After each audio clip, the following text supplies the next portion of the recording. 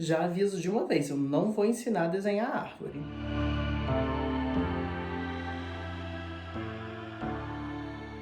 Olá, sinners! Meu nome é Alison e a biblioteca está aberta. E mês passado eu lancei um vídeo falando um pouquinho sobre linguística, sobre a história da linguística, virada pragmática, etc e tal. E eu recebi um pedido de que eu fizesse um vídeo sobre linguística gerativa. Então vamos falar um pouquinho de linguística gerativa. O que acontece com Chomsky? Chomsky era um homem do seu tempo. O que isso quer dizer? Lá, quando eu falei de estruturalismo linguístico, eu falei que o Saussure era um homem de seu tempo. E como um homem de seu tempo, ele queria conceber a linguística como uma ciência, né? A linguística é essa ciência que estuda a linguagem. E toda ciência exige um objeto definido de análise. Então o Saussure criou aquelas 4 dicotomias, inclusive a dicotomia língua e fala, e falou: essa língua é o objeto de análise da linguística. Beleza. Chomsky também era um homem de seu tempo e ele vai discordar de alguns postulados que estavam sendo feitos na época dele. Então, o que estava acontecendo? A gente tinha os estudos do behaviorismo, né? Vamos pensar lá Skinner, Pavlov. E o que era o behaviorismo? O behaviorismo era a ideia de que nós conseguimos modular o comportamento animal, inclusive o comportamento humano, a partir de determinadas táticas. Inclusive aqui a gente pensa em reforço positivo, reforço negativo, punição. Então a gente pensa naqueles experimentos como o ratinho, que o que era o ratinho? O ratinho, por exemplo, sempre que tocar uma musiquinha, o ratinho vai receber comida. Então a gente toca a musiquinha e logo depois a gente abre o recipiente com a comida para o ratinho. E aí o que acontece? Depois que você faz isso muitas vezes, quando você toca a musiquinha, o ratinho já vem antes de ele sentir o cheiro da comida, antes de você dar a comida.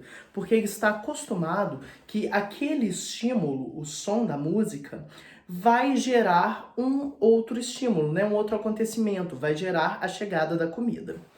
E aí, dentro da linguística, tinha-se uma teoria de que a língua é adquirida a partir de comportamentos. O que isso quer dizer?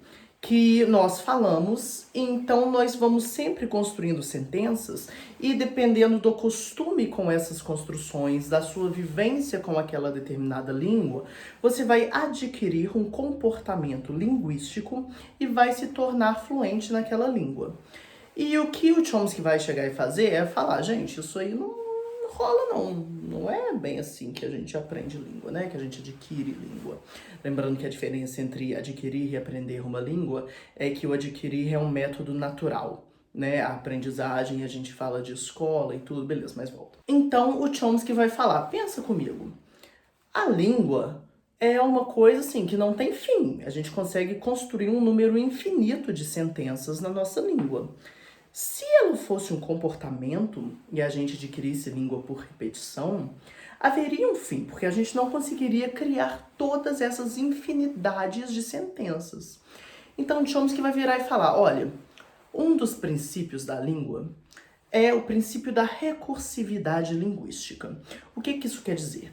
Quer dizer que com um número finito de sintagmas, e o que é um sintagma? O sintagma é toda estrutura que tem sentido na língua, né? Então, se a gente pensar aqui em palavras, com um número... Sintagma e palavras são coisas diferentes, a gente vai voltar ali daqui a pouco, tá? Mas vem aqui, Katia, rapidinho. Então, se a gente pensar que com um número finito de palavras, a gente consegue construir um número infinito de sentenças, então a língua não tem como ser adquirida simplesmente por repetição de comportamento, né?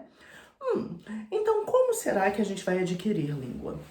E aí o Chomsky vai propor a ideia de que nós temos uma gramática interna, de que o ser humano já nasce apto a adquirir língua. Isso é uma coisa natural, isso é uma coisa genética. Então nós temos uma estrutura gramatical na nossa cabeça que é derivada do fato de que somos seres humanos, e é essa estrutura que vai ser desenvolvida a partir do contato com essas línguas. Então, a gente usa a combinação desse contato e da experiência linguística com um material genético apto para se adquirir língua, e é assim que o ser humano vai adquirir língua. Então a gente tem um rompimento com ideias behavioristas e o surgimento de uma ideia cognitivista de língua. E aí a gente pensa que o nosso cognitivo, né, é tudo relacionado ao nosso pensamento, à nossa memória, e é exatamente esse aparato genético que o Chomsky vai falar. E aí, seguindo um pouco com a teoria do Chomsky, ele vai falar que existem nas línguas princípios e parâmetros. Por exemplo, o princípio da recursividade linguística.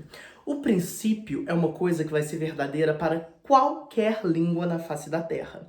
Então, todas as línguas possuem a recursividade linguística. Em todas as línguas, você consegue criar um número infinito de sentenças com um número finito de sintagmas. E aí vamos só parar aqui e voltar naquele ponto de qual é a diferença de um sintagma para uma palavra. A língua, ela tem elementos menores, sem sentido, que são os fonemas, né, que vão ser esses sons, e elementos com sentido, que são os morfemas. E todo elemento com sentido é um sintagma. Então, se eu falo para você cadeira, eu estou te dizendo um sintagma, porque você pegou aqui, voltou lá no estruturalismo linguístico, né, o significado significante ali na moeda de duas faces, entendeu o que eu estou dizendo. Mas se eu falo para você fazendeiro, eu não estou te dando só um sintagma. Sim, fazendeiro é um sintagma, mas ele é composto por 3 morfemas, que são 3 sintagmas em si. Ou seja, a gente tem o radical fazende, que vai te fazer pensar lá na fazenda, né? A gente tem esse eire, que está relacionado a quem trabalha com aquilo. A gente pode pensar pedreiro, né? Pedra, pedreiro, fazenda, fazendeiro. E a gente ainda tem essa vogal aqui no final, o O, que é demarcador de gênero, porque a gente pode ter o fazendeiro, a gente pode ter a fazendeira, a gente pode ter o fazendeire. Então, a gente tem diversos morfemas, e como eles possuem sentido, diversos sintagmas, formando um sintagma maior. Então, tia Hélice, se eu falo o rato roeu a roupa do rei de Roma, isso tudo é um sintagma? Sim. E esse um sintagma é composto por uma série de outros sintagmas que também possuem sentido.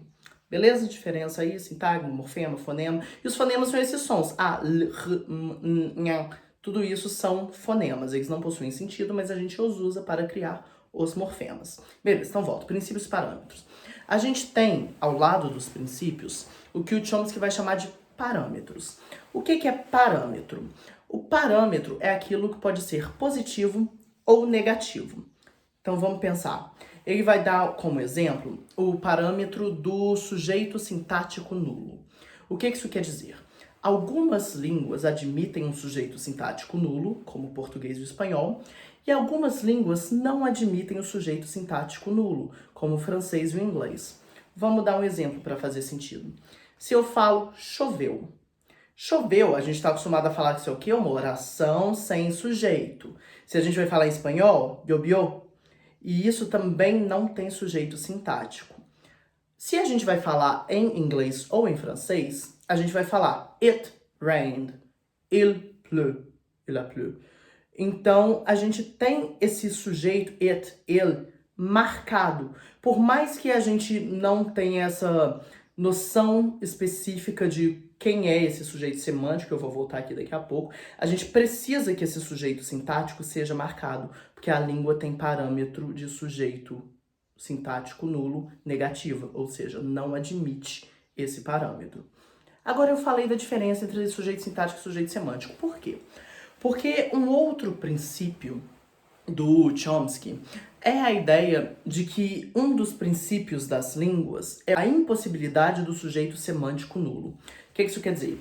Se eu falo pra você, nossa, tá chovendo, essa frase não tem sujeito sintático. Mas você sabe por que tá chovendo? Tá chovendo chuva. Porque se não tiver, eu vou falar, caralho, tá chovendo granito. Tá chovendo hambúrguer, aquele filme. Então, a gente tem a noção semântica do que está chovendo, por mais que a gente não tenha a marcação do sujeito sintático. Então, o sujeito semântico existir é um princípio, é universal para todas as línguas. O sujeito sintático estar marcado é um parâmetro, é positivo ou negativo para determinadas línguas. E aí, desenvolvendo um pouco da sua teoria, eu não vou entrar em árvore, até porque eu não sei explicar árvore, porque eu não sou da linguística, eu sou da literatura. Ele vai falar que nós construímos as sentenças a partir de determinados núcleos. Ou seja, se eu falo, o rato roeu o queijo, eu parto do... A gente tem aqui uma sentença com o verbo real, né? A gente não tem um verbo de ligação. O rato roeu o queijo. Então, a nossa ênfase, o nosso núcleo principal dessa sentença é roeu, né? Esse verbo que inclusive está conjugado. Quando a gente joga lá na árvore, a gente tem o verbo em um lugar e a conjugação dele em outra, né? São momentos diferentes, mas tá, volta. Roeu. Roeu vai exigir dois complementos, um complemento externo e um complemento interno. Roeu. Roeu o quê? Roeu o queijo. Então a gente tem aqui um substantivo, né, um NP, um nominal phrase, e a gente vai ter também o artigo. O é um artigo, né, é um determinate phrase, um sintagma determinante, e a gente tem o queijo como um sintagma único, que vai ser o nosso sintagma de complemento interno do verbo. E aí a gente tem aqui, roeu o queijo. Temos aqui o nosso sintagma verbal. Só que esse verbo também vai exigir um complemento externo, que é quem roeu? Quem roeu o queijo? O rato. O rato roeu o queijo. Então aqui a gente tem um outro núcleo com um determinate phrase e um nominal phrase, que vai formar esse nominal phrase, que é o rato. E aí o rato vai se encaixar aqui em roeu o queijo. Os verbos, ele vai falar de verbo inacusativo e verbo inergativo, né? E aí essa relação está exatamente associada à ideia de que alguns verbos exigem um complemento externo e só um complemento externo. A gente tem alguns verbos que exigem o complemento externo e o complemento interno. E a gente tem alguns verbos que, inclusive, vão exigir dois, né? Os verbos bitransitivos. Então, a gente tem essa divisão de verbos que vão exigir apenas complemento externo, verbos que vão exigir apenas complementos internos e verbos que vão exigir ambos, inclusive os verbos bitransitivos, que exigem dois complementos internos, né? O verbo dar, por exemplo. Alguém dá algo a alguém. A gente exige que esses três complementos aconteçam concomitantemente ali pro verbo poder fazer sentido. E o Chomsky vai desenvolver uma grande teoria sobre como identificar um verbo que é negativo, um verbo que é inacusativo, que isso aqui é muito teórico pra cá, e como eu disse, eu não vou saber explicar isso porque não é a minha área. Mas, em resumo, a linguística gerativa é essa linguística que vai trabalhar com a ideia de que nós temos uma gramática inata, né, uma gramática interna, que nós nascemos aptos para adquirir linguagem, e vai determinar princípios e parâmetros para analisarmos as línguas de uma maneira geral, e depois vai promulgar essas teorias de como desenhar a árvore, como fazer uma análise sintática de todas as frases, beleza. E qual é o problema da linguística gerativa? Estamos falando de algo que acontece hoje, o Chomsky está vivo, isso é de agora. Mas na década de 60, a gente tem o que a gente chama de virada pragmática. O que é essa virada pragmática?